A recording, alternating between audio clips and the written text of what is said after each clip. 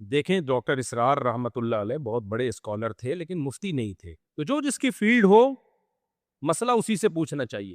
تو ڈاکٹر اسرار احمد رحمۃ اللہ علیہ بھی اپنی اسپیچز میں بیسیوں دفعہ یہ بات کہہ چکے ہیں کہ میں عالم مفتی نہیں ہوں، میں قرآن میں ایکسپرٹ ہوں. اس میں انہوں نے علماء کی تفسیریں ہی پڑھی ہیں. تو جو جس کی فیلڈ ہو اس سے وہ چیز سیکھیں. آگے انہوں نے کہہ دیا کہ یہ دعائے قنوت ثابت نہیں ہے یا وہ والی ثابت ہے، یہ ان کی ذاتی رائے ہے. انہوں نے اسلامک بینکنگ کو بھی کہہ دیا کہ وہ حرام ہے، یہ ان کی ذاتی رائے ہے. اصل میں اسلامک بینکنگ میں آپ مفتی تقی صاحب کو فالو کریں گے. جامع الرشید نے بھی اس پہ بہت تحقیق کی ہے. ہمارا تو اسلامک بینک سے کوئی لینا 1 روپیہ بھی نہیں ملتا. تو میں اگر اسلامک بینک کو جائز کہہ رہا ہوں تو بھائی تحقیق کے بعد کہہ رہا ہوں، میرا تو اس میں کوئی 2 ٹکے کا فائدہ نہیں ہے. بلکہ میں جب اسلامک بینک میں میزان بینک میں اکاؤنٹ کھولنے گیا تھا نا، ہم نے فتویٰ دیا کہ جائز ہے. جب میں اکاؤنٹ کھولنے گیا اس حلیے میں تو انہوں نے کہا تو طالبان لگ رہا ہے، مجھے اکاؤنٹ ہی نہیں کھولا. انہوں نے بہت پرانی بات ہے، اکاؤنٹ ہی نہیں کھولا اور میرے خلاف لوگوں کی کلپس آ رہے تھے. اصل میں ان کو بینکوں سے پیسہ ملتا ہے نا، اس لیے انہوں نے میزان بینک کو جائز کر دیا، حالانکہ ہمیں اکاؤنٹ نہیں کھولنے دے رہے تھے وہ. صحیح ہے نا؟ تو پاکستانی قوم میں پروپیگنڈا بہت ہے. تو ڈاکٹر اسرار کا جو فیلڈ تھی اس فیلڈ میں ان سے لوگوں نے بہت کچھ سیکھا ہے. انہوں نے قرآن کے ان موضوعات کو ہائی لائٹ کیا ہے جو دب گئے تھے، ان ٹاپک کو انہوں نے ہائی لائٹ کیا. پھر تنظیم اسلامی بنائی، اپنا پورا ایک نیٹ ورک بچھایا. بہت سے لوگ اس کے ذریعے قرآن سے، اس تنظیم کے ذریعے قرآن سے جڑے ہیں. لیکن ان کی جو فقہی مسائل میں ان کی رائے ہو، چاہے وہ رفع الیدین کا مسئلہ ہو، تو بھائی رفع الیدین میں تو امام ابو حنیفہ کی رائے ڈاکٹر اسرار کی رائے سے زیادہ مضبوط ہے. امام شافعی کی رائے میں رفع الیدین کرنا تھا، امام حنیفہ کی رائے میں رفع الیدین نہیں کرنا. دونوں کا مقصد قرآن و حدیث کی تحقیق ہے. تو اگر آپ نے رائے کی بات کرنی ہے تو پھر ابو حنیفہ کی رائے کو ہم زیادہ اہمیت دیں گے. اگر دلائل کی بات کرنی ہے تو پھر نہ ڈاکٹر اسرار نہ ابو حنیفہ، پھر تو قرآن و سنت میں آؤ تو اس پہ آپ کو بہت سارے دلائل مل جائیں گے. جیسے کرنے کے ہیں ایسے ہی نہ کرنے پہ بھی مل جائیں گے. لیکن آپ تعصب کی اینک اتار کے دیکھو. اور ڈاکٹر ذاکر نائک نے ابھی اسپیچ میں یہی کہا ہے کہ رفع الیدین کرنا نہ کرنا یہ دونوں طریقے ٹھیک ہیں، چاہے حنفی ہو شافی ہو، اس سے کوئی فرق نہیں پڑتا.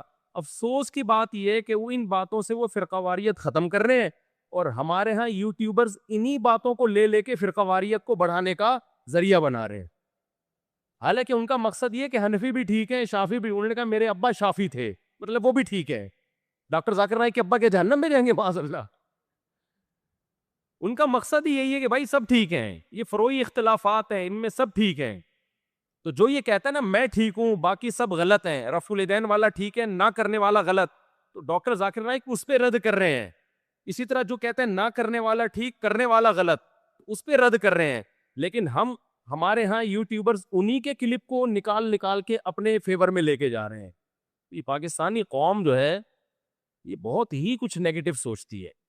تو بھائی ان کی رائے میں کرنے والا بھی ٹھیک ہے نہ کرنے والا بھی ٹھیک ہے. میں جب ڈاکٹر ذاکر نائک صاحب سے میری ملیشیا میں دوسری ملاقات ہوئی، انہوں نے کہا میں اتنا بیزار ہوں نا، یہ میں نے کہتے ہیں نماز کا طریقہ ٹی وی میں سکھانا شروع کر دیا. تو پہلے میں نے ایسے کہا کہ رفع الیدین والی نماز، تو اس پہ جو حنفی لوگ ہیں ان کو اعتراض شروع ہو گیا. پھر میں نے بغیر رفع الیدین والی شروع کر دی، تو جو رفع الیدین والے ہیں ان کو اعتراض شروع ہو گیا.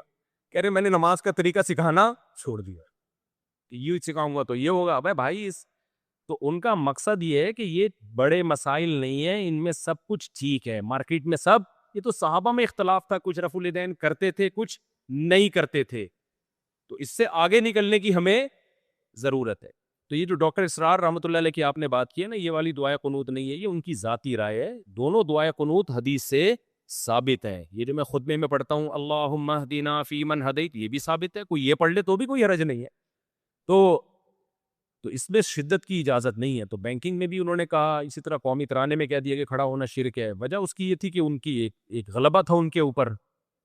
بعض دفعہ انسان پہ کسی چیز کا غلبہ ہوتا ہے. جیسے امام مالک رحمہ اللہ تعالیٰ کے دل میں مدینہ کی بہت زیادہ محبت تھی، تو ان کی رائے میں مدینہ مکہ سے بھی افضل تھا. حالانکہ دلائل کی دنیا میں دیکھا جائے تو مکہ کی فضیلت مدینہ سے زیادہ ہے. حرم مکی میں 1,00,000 نمازوں کا ثواب اور مسجد نبی میں 1,000 نمازوں کا ثواب.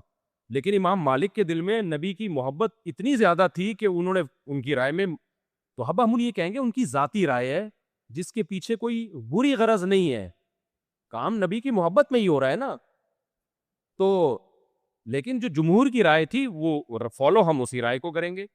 تو اس لیے مسائل کے بارے میں ایک اصول بنا لیں، مفتیان کرام سے پوچھیں، تو یہ کنفیوژن کبھی پیدا نہیں ہوگی.